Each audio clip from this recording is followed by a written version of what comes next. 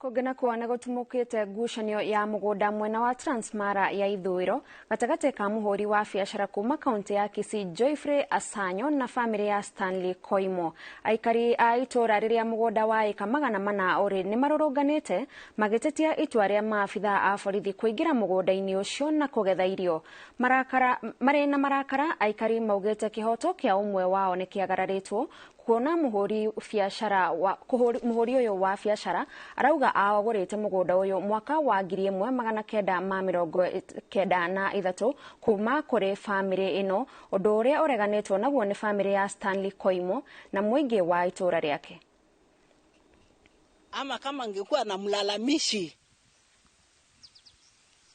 angekuja tuoneshane mpaka mahali iko, kwa sababu hiyo ni unyanyasaji wa kunyanyasa wajane. Hakuna hoda. Hoda ile ilikuwa imetolewa ni ya shamba ingine ya kilomita 3, na yeye anakuja kuingilia shamba ya watu kulia asiki. Polisi na watu fulani wanaingilia shamba ya mwenyewe pamoja na chief, alafu wanafuna mahindi wanaenda nayo.